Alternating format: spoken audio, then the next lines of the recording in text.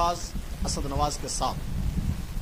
नाजरीन, आज मैं जिस टॉपिक पर बात करना चाहता हूँ वो कोई टॉपिक मखसूस नहीं है, वो एक ऐसी कौम के बारे में है, बल्कि एक ऐसे मुल्क के बारे में है जिससे अपना मुल्क तो संभाला नहीं जाता, दूसरों के वो कामों में टांग अड़ाते हैं। जी हाँ, आप समझ गए होंगे, मैं बात कर रहा हूँ हिंदुस्तान की। हिंदुस्तान दुनिया की जो है 3 दहशतगर्द ममालिक में से एक है। जी, इसराइल, हिंदुस्तान और दुनिया की नानी अमेरिका। हिंदुस्तान वो मुल्क है जो जब से बना है तब से झूठ पर झूठ, झूठ पर झूठ बोल रहा है। पहले दिन से रजील दुश्मन हमारे बारे में गलत तरह का प्रोपेगेंडा कर रहा है।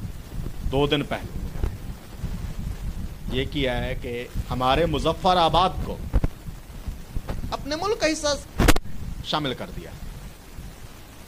मैं आज इस पर बात करने के लिए असद खान साहब से पूछूंगा कि उनका क्या मौक़िफ़ है कि गोबर खाने वाली कौम जंग में जब फंस जाती है, अमेरिका के घुटने पड़ने वाली कौम ये कर रही है, आप क्या कहेंगे उनके बारे में? खान साहब। अगर भी इसमें कोई शक नहीं है कि इंडिया के हुक्मरान जो हैं, खासतौर पर बीजेपी जब भी बीजेपी गवर्नमेंट में आई है, इन्होंने अपने सियासी मकासद के लिए हमेशा पाकिस्तान के ऊपर अटैक किया है, पाकिस्तान की सरहदों पर हमेशा गोलाबारी की है। बल्कि अब तो ये सूरत हाल है वहाँ पे इंडिया में कि मुसलमान बेचारा अगर कोई दुकानदार है तो वहाँ पे उनको प्रोपेगेंडा के साथ लोगों को उनका जहन बना दिया गया है कि आपने इस मुसलमान की दुकान से कोई चीज़ नहीं खरीदी। अब आपने देखा होगा, बल्कि ये 4-5 सालों से चल रहा है कि गाय के नाम पर मुसलमानों को वहाँ पर तशद्दुद होता है, गाय के नाम पर मुसलमानों को शहीद किया जाता है।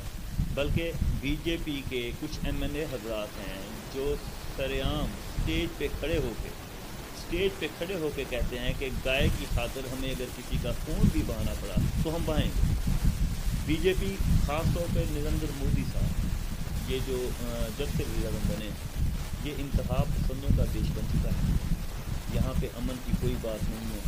इन्होंने हमेशा अपने सियासत को अपने इलेक्शन जीतने के लिए पाकिस्तान के ख़िलाफ़ और ख़ास तौर पर मुसलमानों के ख़िलाफ़ वहाँ पे एक प्रोपेगेंडा किया है और उनका मकसद सिर्फ होता है, बल्कि मैं तो ये समझता हूँ कि वो इंडिया को हिंदू रियासत बनाना चाहते हैं।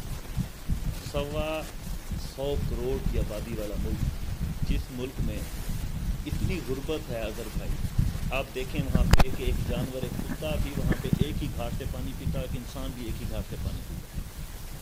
जिसको अपनी गुर्बत का, अपनी गरीब आवाम का एहसास नहीं है। और इस कोरोना के हालात में आपको पता चला होगा कि इस कोरोना के हालात में उन्होंने अमेरिका से मुआहदे किए हैं कोई जंगी जहाज़ लेने के लिए, उन्होंने रूस से जंगी जहाज़ लेने के लिए। इस कोरोना के हालात में लोगों को अपनी ज़िंदगियों की पड़ी है और वो जंगी जुनून में मुब्तला है। अपना सबसे ज़्यादा बजट जो है वो जंगी अखराजात पर खर्च करता है। मुझे तो समझ नहीं आती कि आलमी दुनिया आज तक खामोश क्यों है। आलमी दुनिया ने कश्मीर पे आपके सामने इतने अरसे से, मेरे ख्याल में कोई 300 से ज़्यादा दिन हो गए, वो बेचारे नज़रबंद हैं घरों में।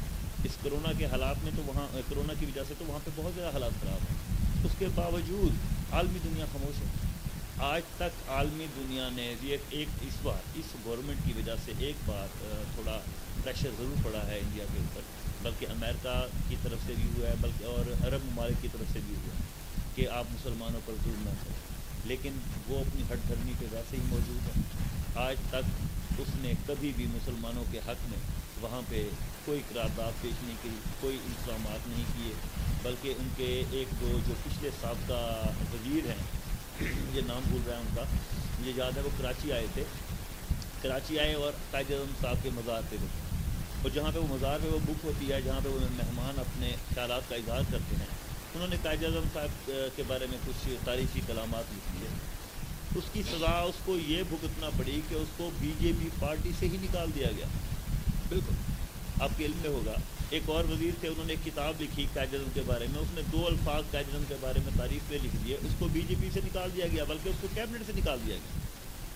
اب جس ملک کا یہ نظریہ ہو, جس ملک کا یہ ذہن ہو, جس ملک میں غریب سے غریب تر, ہمارے ملک میں اللہ تعالیٰ کا بڑا کرم ہے, ہمارے ملک میں اتنی غربت نہیں ہے جتنی انڈیا میں.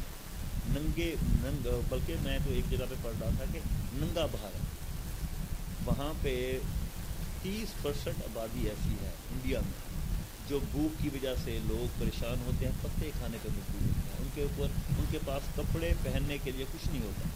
لیکن اس کے جو وزیر اعظم صاحب ہیں جنگی جنون سوار ہیں. اس کرونا کے حالات میں اپنی پوری دنیا حالت جنگ میں ہے, لیکن وہ اپنا ہتھیاریں خرید رہے ہیں امریکہ سے, رشیا سے ہتھیاریں خریدنے کے معاہدے کر رہے ہیں. باقی دیکھیں, اللہ تعالیٰ خیر کرے, کچھ حد تک بہترین حالات ہیں. آج اس پچھلے ہفتے عرب ممالک نے کچھ ہمت کی ہے, اللہ تعالیٰ ان کو ہمت دے کہ انہوں نے انڈیا کے خلاف آواز اٹھائی ہے, مسلمانوں کے خلاف جو ظلم ہو رہے ہیں وہاں پہ آواز اٹھائی ہے. بالکل صحیح بات ہے کہ ایک ایسا ملک جس میں ابھی کمپین چل رہی ہے کہ اپنے گھر میں شوچالیہ بناؤ, اپنے گھر میں باتھ روم بناؤ, بلکہ گورنمنٹ بنا کر دے رہی ہے اور لوگوں کو پتہ نہیں کہ اس پہ کرنا کیا ہے. وہاں پہ درجنوں دکانیں کھول رکھی ہیں, جن کو یہ نہیں پتا کہ باتھ روم کس مقصد کے لیے ہوتا ہے, وہ پاکستان سے لڑے گا کیا؟ دیکھیں جی, پاکستان سے لڑنا تو بعد کی بات ہے, پہلے تو ان کے اپنے ملک میں جو تحریکیں چل رہی ہیں اس کو تو دیکھیں آپ. میں تو یہ سمجھتا ہوں کہ عنقریب بہت جلد ہندوستان کے 3 ٹکڑے ہونے والے ہیں. ایک خالستان کے نام سے بنے گا جو تحریک چل رہی ہے وہاں پہ, اور ایک نیا پاکستان وہاں پہ بنے گا. جتنا ظلم وہ وہاں پہ ڈھا رہے ہیں, ہمیشہ میری بات سنیں, جب بھی کوئی تحریکیں چلتی ہیں تو وہ بے پناہ ظلم کی وجہ سے. جب بھی آپ کسی کے اوپر اتنا ظلم کریں گے تو آخر تھک کے وہ آپ کے سامنے کھڑا ہو جائے گا. آپ اتنا ظلم کر رہے ہیں مسلمانوں پر, 30 کروڑ سے زیادہ آبادی ہے مسلمانوں کی.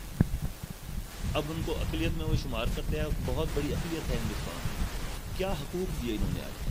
بابری مسجد کا ایشو آپ دیکھ لیں, سپریم کورٹ تک. اظہر بھائی, سپریم کورٹ نے جو فیصلہ دیا ہے اس میں انہوں نے لکھا ہے کہ جی ہماری جو یہ بک ہے اپنی مسلم کی, وہ کوئی دینی کتاب ہے ہندوؤں کی, اس میں لکھا ہوا تھا اور اس لیے ہم نے فیصلہ دے دیا کہ یہ بابری مسجد کو شہید کر دیا. اب دیکھیں نا, اتنی انتہا پسند. آج تک آپ مجھے بتائیں پاکستان میں کبھی ہندو یا کسی عیسائی کے خلاف ایسا ہوا ہے؟ چلو جی, ہمارے پاکستان میں تو آزادی ہے ان کو, بلکہ ہمارے جب ان کے کرسمس وغیرہ یا ان کے ہولی وغیرہ کے پروگرام ہوتے ہیں, ہمارے ملک کے وزیر اعظم, ہمارے وزراء, ہمارے لیڈران, سیاستدان سارے وہاں پہ موجود ہوتے ہیں. میں تو پریشان اس بات پہ ہوں کہ عالمی دنیا کیا کر رہی ہے. جتنا ظلم ہو رہا ہے عالمی دنیا کیوں خاموش ہے؟ بالکل, عالمی دنیا کی یہ جو بزدلانہ خاموشی ہے یہ ایک نہ ایک دن ٹوٹے گی. یہ کفر ایک نہ ایک دن ٹوٹے گا. یہ جو انڈیا میں ظلم ہو رہا ہے یقین مانے ایک دن ٹوٹنے والا ہے. اور سب سے بڑی بات, مجھے ایک بات یاد آ رہی ہے جنرل حمید گل صاحب کی. وہ کہتے تھے جس دن نریندرا مودی کی حکومت بنے گی اس دن انڈیا ٹوٹ جائے گا. کیا انڈیا اس سمت میں گامزن ہے؟ انشاءاللہ جی, لگ تو یہی رہا ہے. میں نے آپ کو پہلے بھی کہا کہ 3 حصوں میں تقسیم ہوگا اور انشاءاللہ بہت جلد ہوگا. جب ظلم حد سے بڑھتا ہے تو وہ ریاست یا وہ ملک جو ہے وہ ٹوٹنے کے در پہ ہوتا ہے.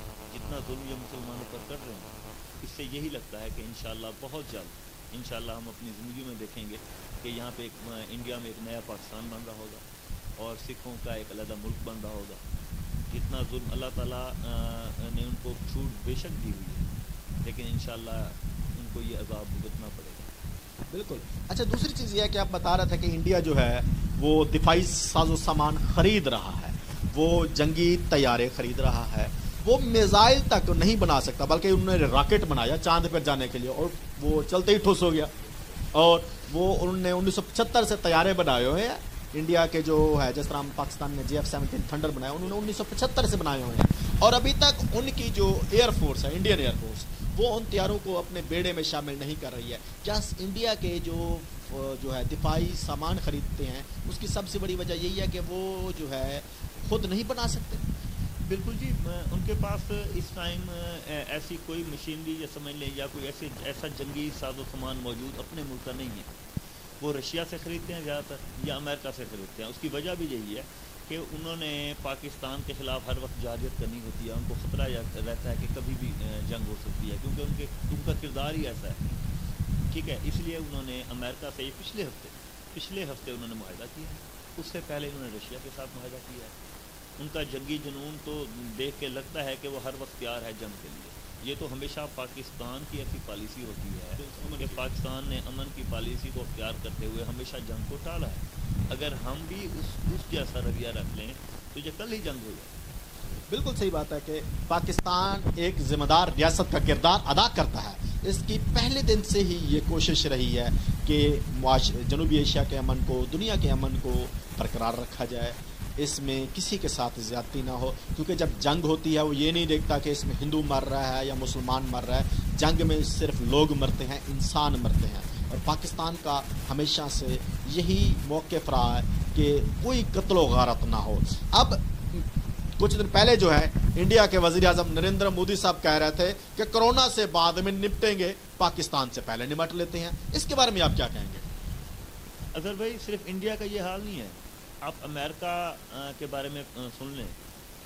اب ان کے صدر جو ہیں ٹرمپ صاحب, جب یہ کرونا شروع ہوا تو انہوں نے چائنا پہ الزام لگانا شروع کر دیا. یہی سیم پالیسی جو انڈیا کی ہے پاکستان کے حوالے سے, وہی امریکہ کی. امریکہ بھی دھمکیاں دے رہا ہے اس کرونا کے حالات میں, انڈیا بھی ہمیں دھمکیاں دے رہا ہے اس کرونا کے حالات میں. اب بلکہ میں تو پرسوں پڑھ رہا تھا ایک جگہ پہ, ایک ان کی انسٹیٹیوٹ ہے وہاں پہ, لیبارٹری ہے امریکہ میں. انہوں نے ریسرچ کرنے کے بعد یہ نتیجہ کیا ہے کہ یہ چائنا کی طرف سے کرونا نہیں آیا, بلکہ یہ چمگادر کے کھانے کی وجہ سے آیا. لیکن آج تک ٹرمپ صاحب جو ہیں وہ چائنا پہ الزام لگا رہے ہیں. یہی پوزیشن انڈیا کی ہے. یہ بھی کرونا سے وہ کہتے ہیں کہ بعد میں نمٹوں گا اور پہلے پاکستان سے نمٹوں گا. اللہ تعالیٰ کرم کرے گا. پاکستان کو اللہ تعالیٰ نے مسلمانوں کو اتنی ہمت دی ہے, ہمیشہ اس نے منہ کی کھائی ہے. اگر اب بھی اس نے جارحیت کی, اگر اس نے اب بھی جرأت کی پاکستان پر حملہ کرنے کی, تو انشاءاللہ یہ دنیا دیکھے گی کہ پاکستانی فوج, پاکستانی عوام اس کا کیسے مقابلہ کرے. ہاں بالکل, اگر اس نے دوبارہ جرأت کی حملہ کرنے کی تو پچھلا ابھینندن تو دے دیا تھا, اب نہیں دیں گے ہم. کیسے کہیں گے ہم؟ دیکھیں جی, یہ بھی پاکستان کی امن پالیسی ہے ابھینندن کے حوالے سے. اگر خدا نہ خواستہ کوئی ہمارا ایسا پائلٹ وہاں پہ ہوتا تو آپ کے خیال میں انڈیا نہیں دیتا. یہ پاکستان کی, کیونکہ پاکستان امن پسند ملک ہے, پاکستان چاہتا ہے کہ ہمارے خطے میں امن ہو, اس لیے انہوں نے خیر سگالی کے طور پر اسے واپس کر دیا. اور جیسے آپ کہہ رہے ہیں کہ اگر ایسا پھر ہوا تو نہیں دیں گے, اللہ کرے ایسا نہ ہو. اگر ہوا تو پھر انشاءاللہ ان کو منہ توڑ جواب دیں گے.